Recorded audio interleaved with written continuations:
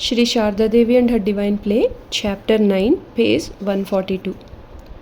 The young disciples renounced their homes and surrendered themselves to Ramakrishna. Holy Mother was the only witness to the following incident, which reveals how the Master protected his disciples.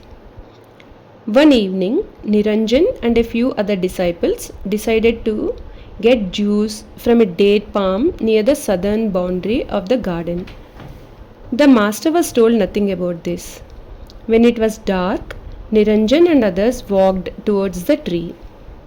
A short time later, Holy Mother saw the Master running down the steps and through the door.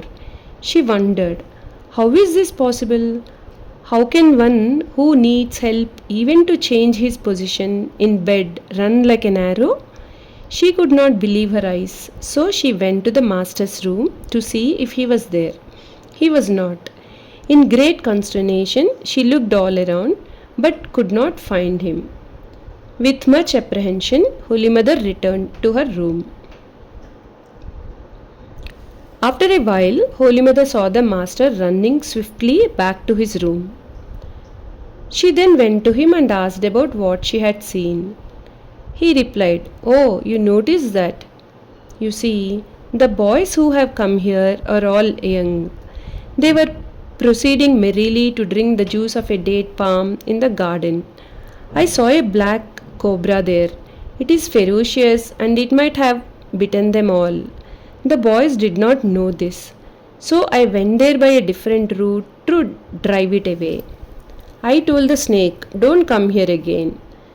The Master asked her not to tell the others about this.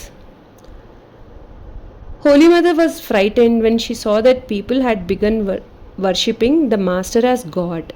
She remembered that he had told her that when people regard him as God, he would soon leave his body. She recalled. The Master was then lying ill in Cossipore.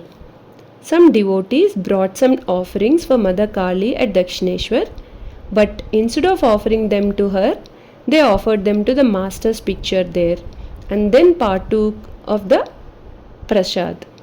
On hearing about this, the Master said, "Just see, the devotees did the wrong thing.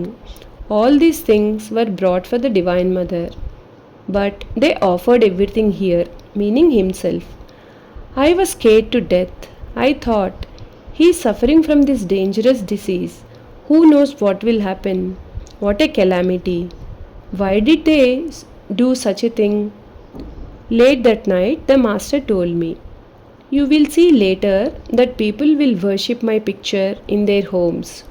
This is surely going to happen. I mean it. I swear it. Don't be worried." This was the only day I heard him using the first person pronoun with reference to himself. Usually, he would speak of himself not as I or me, but would point to himself and say this case or this place. At Cossipore, the Master distributed ochre clothes and rosaries to 12 disciples and thus laid the foundation for his monastic order. Another day, the Master asked his disciples to go out and beg for food. It is an ancient Indian custom for monks to live on alms. Begging helps eradicate the ego and teaches one to depend solely on God. Narendra, Niranjan, Kali and Hatko Gopal first went to Holy Mother and asked for alms, chanting this hymn to the goddess Annapurna. "O Parvati, goddess of food, whose store is overflowing, O beloved of Shankara, give me alms so that I may attain knowledge and wisdom." The merciful Holy Mother, taken by surprise, gave them a handful of cooked rice. They then went from door to door begging for food. Some people gave them rice, some gave vegetables or fruit. Some scolded them, saying, "You young fellows, are you not ashamed to dress yourself as beggars and beg for food? Go away and find a job." Some remarked, "These young men are robbers. They have come to get information so that they can return at night and rob us." The young disciples endured all kinds of verbal abuse. When at last they returned to the master with their alms, he was very pleased. Holy Mother cooked a portion of the food. After partaking of it, the master remarked, "Food obtained by begging is pure.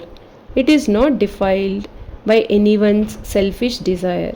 I am very pleased to eat it today." Jai Ma.